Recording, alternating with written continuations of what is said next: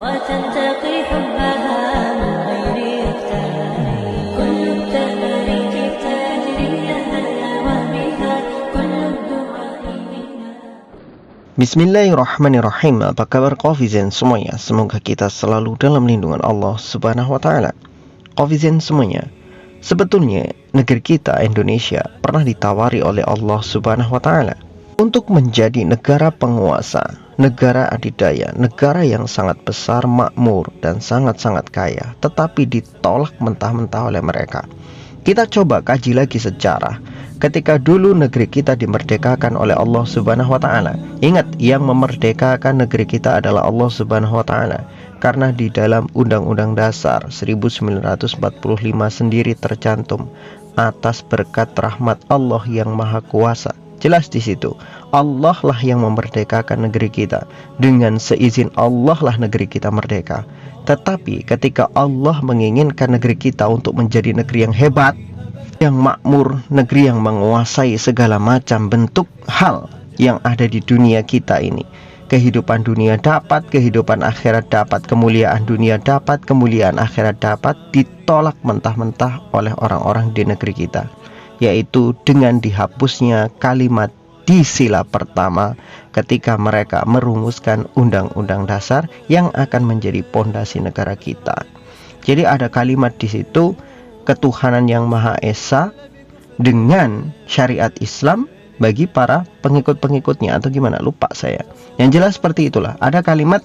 Jadi ketuhanan yang Maha Esa dengan menyertakan syariat Islam itu diterapkan bagi para pengikut-pengikutnya saja. Jadi orang-orang yang bukan Islam seharusnya mah santai-santai saja, karena mereka bukan orang Islam, jadi mereka tidak terikat dengan syariat Islam. Tetapi karena kalimat itu dibuang, hanya meninggalkan ketuhanan yang Maha Esa saja, kalimat syariat Islam bagi para pemeluk-pemeluknya itu dibuang, maka yang terjadi seperti sekarang.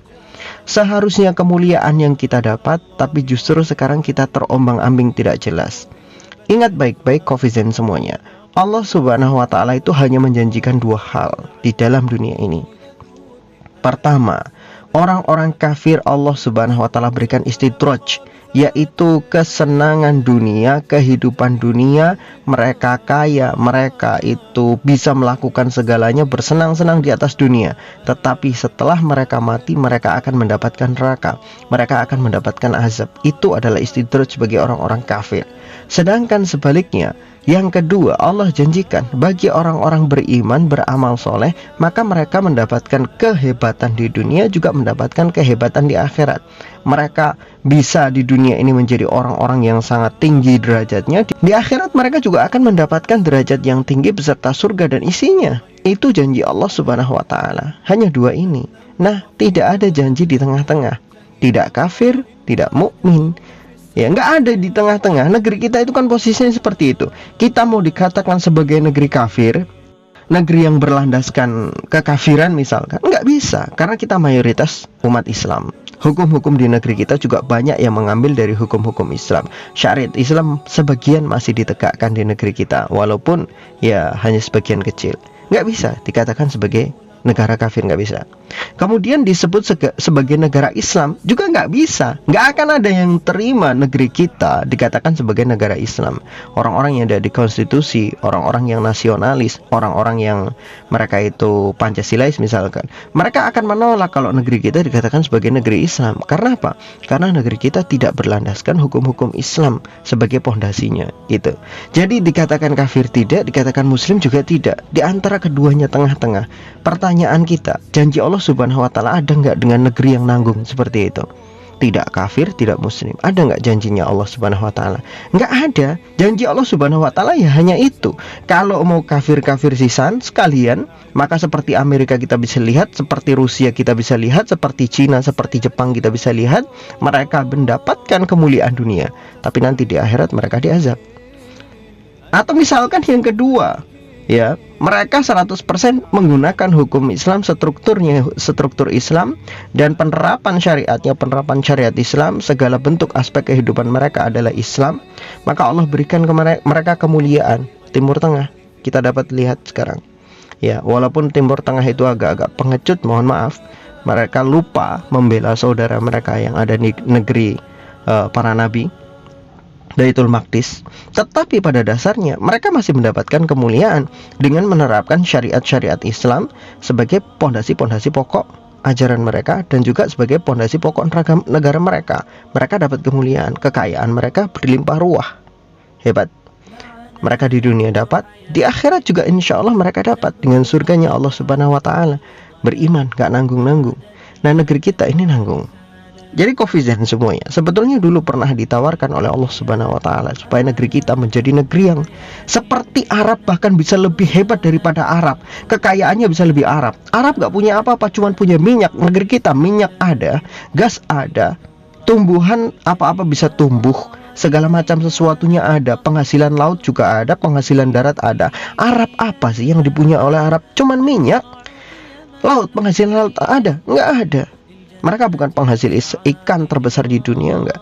Kita dari laut dapat, dari sungai dapat, dari hutan dapat, dari daratan dapat.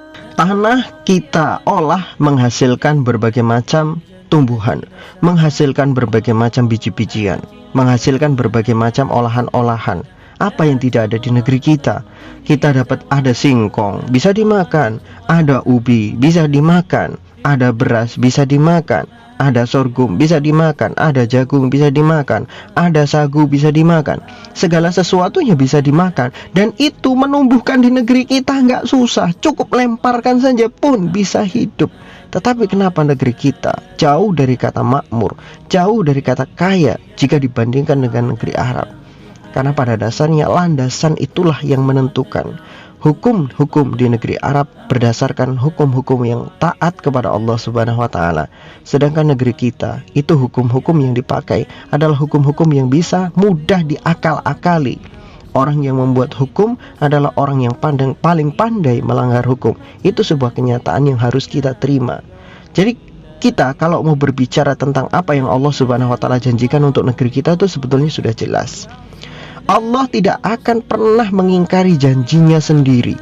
Di dalam Quran itu sudah tertera dengan jelas, walau anna ahlal qura amanu wattaqau lafatahna alaihim barakatim minas sama'i wal ardi.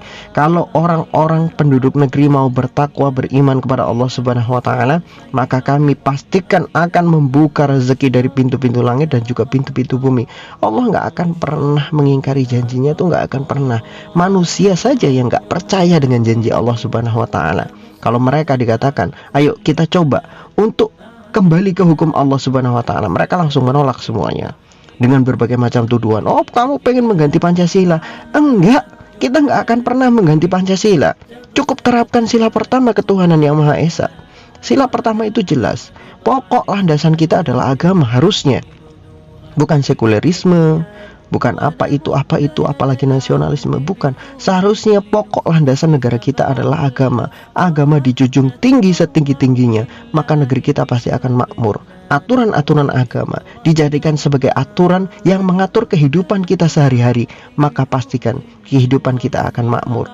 Orang-orang akan menjadi hidup yang lebih makmur. Tidak ada lagi korupsi. Kenapa? Karena koruptor, orang-orang koruptor, jangankan kok maling uang negara sampai triliunan rupiah, ratusan juta saja tangan kaki sudah hilang kan gitu. Jadi nggak mungkin ada koruptor di negeri kita. Makanya Covizen semuanya, itulah janji Allah Subhanahu wa Ta'ala, dan itulah penawaran dari Allah Subhanahu wa Ta'ala. Negeri kita pernah ditawari oleh Allah Subhanahu wa Ta'ala lewat Al-Quran. Sebuah penawaran yang sangat luar biasa indah, tetapi ditolak mentah-mentah, dibuang begitu saja janji Allah Subhanahu wa Ta'ala. Maka jangan salahkan siapapun ketika saat ini hidup kita betul-betul merangkak di bawah, mencari makan saja susah. Siapa yang harus kita salahkan? Jangan salahkan Tuhan, salahkan kebodohan kita sendiri. Innallaha la yughayyiru ma biqaumin hatta yughayyiru ma bi anfusihim. Allah nggak akan pernah mengganti nasib satu kaum sampai kaum itu sendiri berusaha untuk mengubah nasib mereka sendiri. Wallahu a'lam bishawab.